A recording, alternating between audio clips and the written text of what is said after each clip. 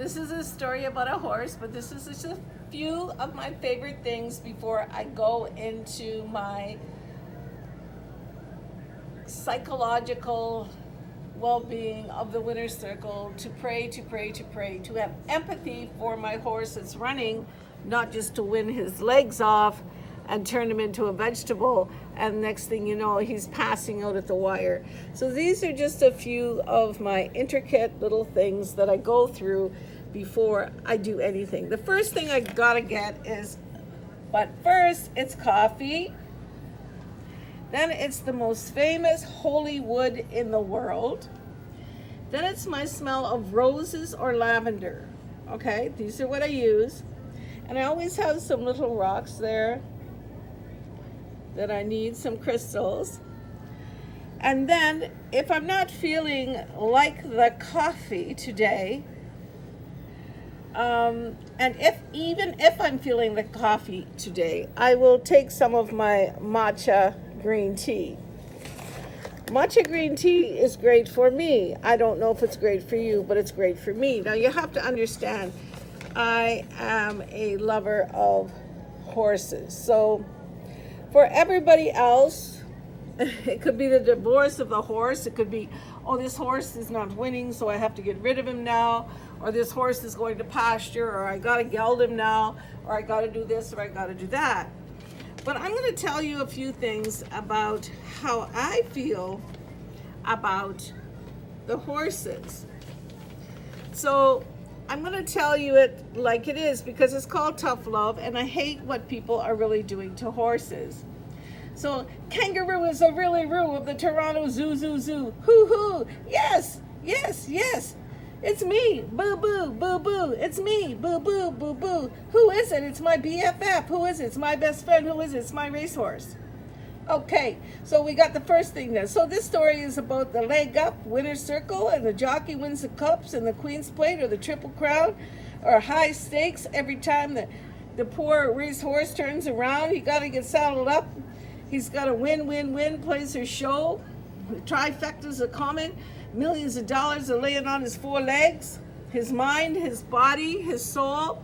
And you know what? Do they really care about him, or do they just want to control him for his money that he can make and bring home? You know what I mean? So this is what I'm saying. So they the trainers, all they see is dollars.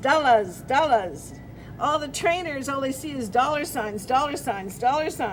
But the owners, if they're a good owner, they're supposed to have empathy for the horse. You're supposed to have empathy for the horse because it's something that's going to make you money, yes, but at the same time, did you know that animals have souls? I am a racehorse whisperer. That's why I'm telling you this. I rap for my horses, talk to my horses, love my horses. Sometimes I even used to bring my horses in the house away from the barn because I didn't want the other horses that day to disturb his mind, body, soul, or spirit. Just like this teddy bear. Okay, so this is what it's all about. I talk the truth. I'm a high-class woman, but I talk the truth. And this is how it is.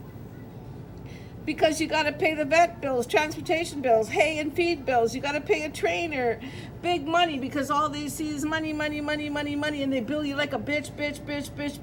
And you got to pay the exercise riders, and you got more fees coming out for that horse to train him for that big race. Are you really going to win when you're up against 21, 16, 14, 11 horses? Are you really going to win when you got the best jockeys in the world on these horses and the best trainers with the biggest names in the world, and the Arabs from Dubai coming to buy the yearlings in Kentucky and mix them with some hybrids? Are you really going to win it? Well, we don't know. But all I know in the end is the poor horse. The poor four-legged horse. Everything is riding on him. Not just the saddle or the bridle. Everything's riding on him. I'm a rapper, so I understand, because everything's riding on me. That's why I have all these things in front of me. Because if I don't have these spiritual things diligently, I am going to fail, because I need the power of the mind, body, and spirit, and I need the power of different sources so I can go through that happy hour. But first, it's the coffee, and then it's the matcha tea for me. You understand how things go, because racing is a gamble. So welcome, welcome, and welcome to the arts, culture, and heritage, parks and trails, sports and recreation, attractions, Woodbine Racetrack, Santa Anita, and of course the big one in Louisville, which is the Kentucky Derby.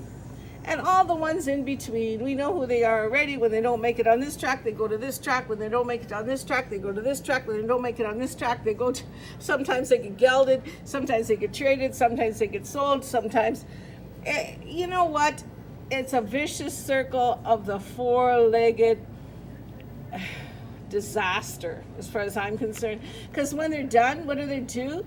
They actually go to pasture, and then they sell their stud fees, which is their sperm, for millions, sometimes billions of dollars. You know what I mean? So this is a big, big billion-dollar industry, a big, big game. Have you ever seen a racetrack go broke? Well, there's a few of them, but not many of them. So this is why I come to the conclusion, and I've been wanting to write this little eulogy a long time, because I love racehorses. I want to save racehorses. I kiss racehorses. I dance for racehorses. I rap for my horses. I kiss my horses. I massage my horses. I do everything for my horses, because you know what? I'm a real four-legged lover of racehorses. So if any jockeys out there, any trainers out there, any owners out there, or any racetracks out there who really have empathy for horses, my name is 187 Mama Pimp Mafia, Sonia Fuderman. And the last thing I'm going to say is,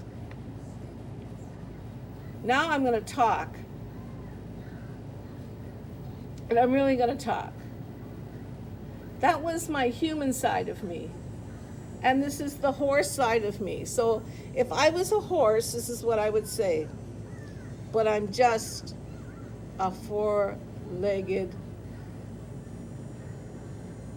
lovable, kind, strong, powerful. I have horsepower, but I also have feelings. And I do respect my owners, and I do want to run for my trainers, and I do want to win for the jockey and the trainer and the owners, and I do want to pay all the bills. But I was bred for this.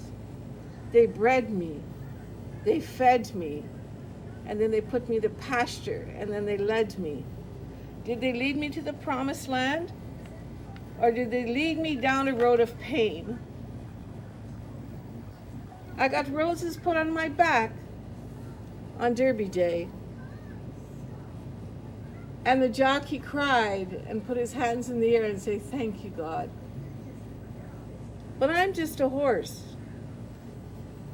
Signing off right now, because the holiest wood in the world is this holy incense that 187 Mama Pimp Mafia burns on a daily basis. It's the highest, holiest incense in the world, because you know she doesn't play around, and she never did, and she will never stop, because I was born this way. 187 Mama Pimp Mafia signing off with her favorite teddy bear from Paris. See you later, alligator. Ciao, baby. And blow a kiss from 187 Mama Pimp Mafia. Go to SoundCloud, Sonia Fuderman, SonjaFuterman. Go to SoundCloud. I have 47 tracks. I'm a famous rapper, oldest white female rapper in the history of the planet, and the greatest racehorse lover on the planet.